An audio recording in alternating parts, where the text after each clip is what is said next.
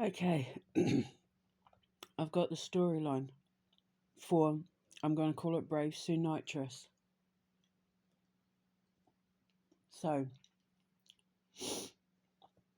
everything's going to be going really wonderful in the kingdom. It's like everybody's happy, everybody has enough, like it's like, people in the kingdom can't really complain. The villagers are doing what villagers do, there's no sort of real trouble. The king's doing a good job. And he's kind of bored because he's doing such a good job. And he's like complaining about how there's never any excitement. Like all the other kings and that got to have battles and like do great achievements and all that sort of thing. And while he's grateful for everything that he has, it's like nothing really changes, and he's bored. And then of course Wee Meadow's going to come along and convince the king that he should let her train to be a knight to carry on in her, father's footsteps. And they have a laugh and blah blah blah. And she has, she argues her point. And then one of like the king's men, one of his court or something, will whisper in his ear and say, like it, because the king will say something like,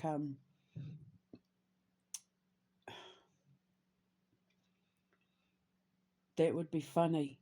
Like I'd like to see that. Oh, you trying to joust like you can barely fit in. You would barely be able to fit on the horse, let alone controller. I'd love to see that. And then the king's man will say something like, that would be quite entertaining. And then the king's like, yeah, it would be quite entertaining. So then he goes, sort of like for his own amusement, he's like, okay, you can train to be a knight and try and earn your father's sword and, his title and blah, blah, blah. And then he's going to set himself up to watch her training. I've been eating and drinking sparkling water, so if you hear gurgling sounds or anything like that, it's just because of that. Because I've been sitting here trying to write a wee script in my head. Um, so then he sets himself up in the, like the castle courtyard, and she's got to train with all the other knights and all that sort of thing. And he's finding it amusing because, when she first starts, obviously she doesn't know what she's doing. She's fumbling over everything, all that sort of thing. And so then he starts um, giving orders to make things harder for her. Um, make hers a little bit heavier, make hers a little bit longer, give her a little bit less, like that sort of thing. Just because, like, it's funny watching her struggle, but not in a, I mean, kind of, I suppose, in a cruel way. But at the same time, what they don't understand is that by them making her go further than everybody else, it's made her stronger and more resilient than all the other knights in training, because they never got the treatment she got. She became stronger and more powerful because they made it harder for her to train. But with her resilience and her determination and her indignation, to not back down, it made her faster, stronger, quicker thinking, that sort of thing.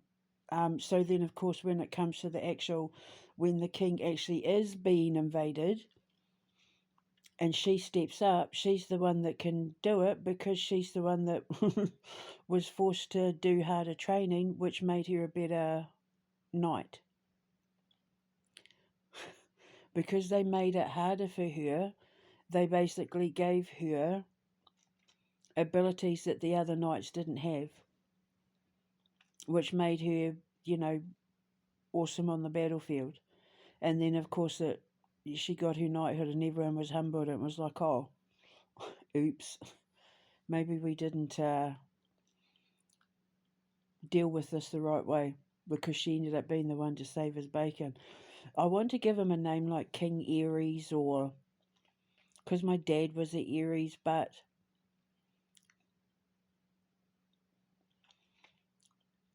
It's kind of the name of the father dragon in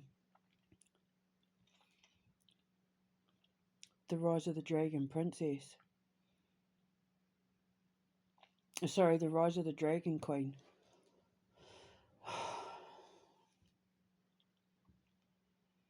And what I was saying before about the Disney princesses, what I was trying to say was there's plenty of strong female Disney characters that aren't princesses, like Minnie, Daisy, Tinkerbell, Wendy. None of them are princesses. And they're, strong female characters who are very adored by little girls and even little boys in that. And gay boys that dream like little girls. But um, yeah. So there's plenty of strong female characters out there that don't have to be women. Even if you look at like Doc McStuffins and oh God, what's her name from Handy Manny? The one that owns the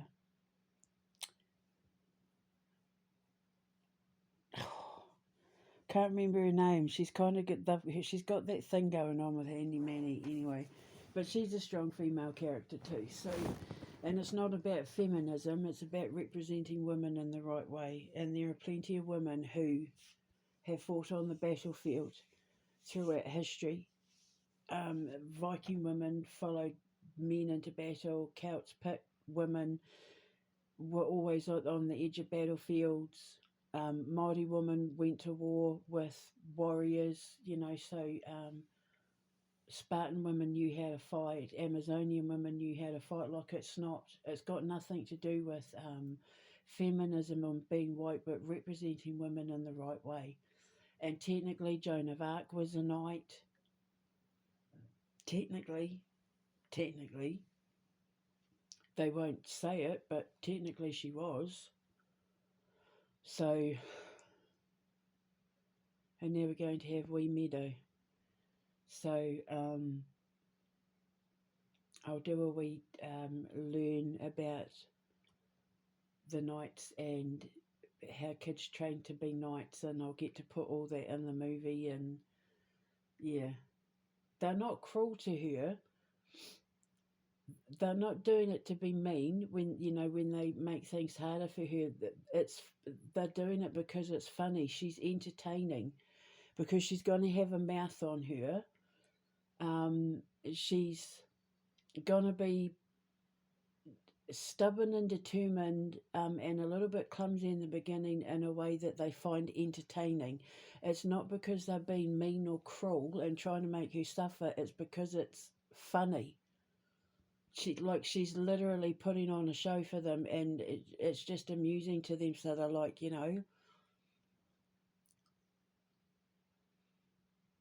oh, she thinks she can fit into those britches, sort of thing. Like she can barely hold up her sword, sort of thing. And let's give her a slightly bigger sword and see if she can handle it. Not realizing that by doing that, it's making her stronger so she can fit into the armor because she's building up muscles. And you know what I mean? She went from like this dainty wee feminine thing to a warrior who is a woman, who's like all woman. So yeah, I've been imagining bits in my head where she she walks into the tavern where they're all having a drink, and I don't know, one of them challenges her to an arm wrestle, or I don't know, something like that, where they're sitting around the camp or something, and she gets challenged to do a thing. And yeah, like it's basically going to be about her training, and then the battle at the end. And I really want the battle at the end to be something like quite phenomenal. I want it to have an impact. The battle in Mulan when they're in the snow and the falcon comes down and stuff like that. That battle in that movie, it left an impact on you, like Watership Down, the battle, the fight in Watership Down, that left an impact. Lord of the Rings, when when with the ghost ship, when the ghosts come out of the ship and they're there with Aragorn and all that, that left an impact as well. There are some battle scenes that leave an impact, and I want this battle to leave an impact because it's going to be symbolic of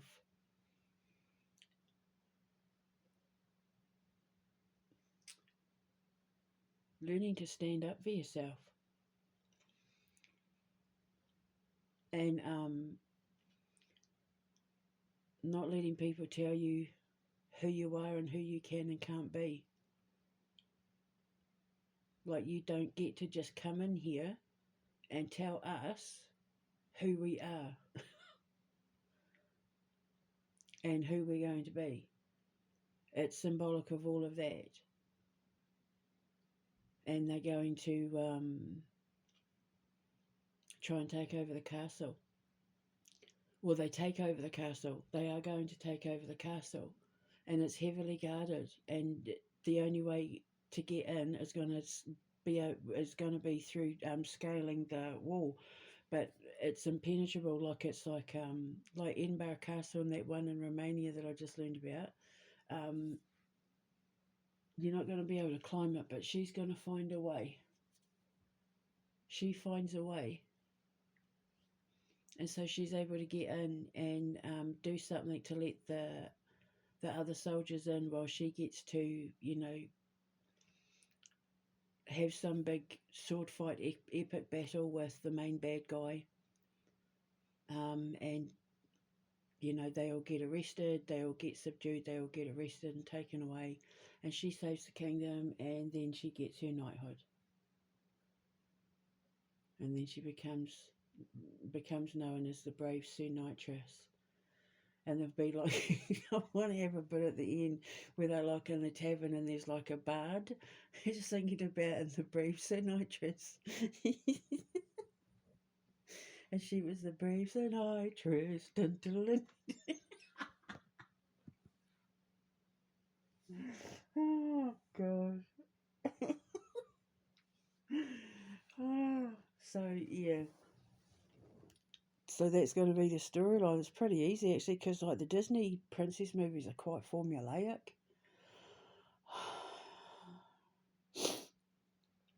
And it's just kind of coming up with a different idea that we haven't covered, because I want to try and do as many different genres as we can, even though see, because remember I was originally going to do the Rise of the Dragon Queen in the style of like Snow White and all that, but then I changed it to be more like the Labyrinth. So that means that I can have this one be like Snow White. Anyway, I just had to get that recorded. I shall speak to you later. Ka kite anō.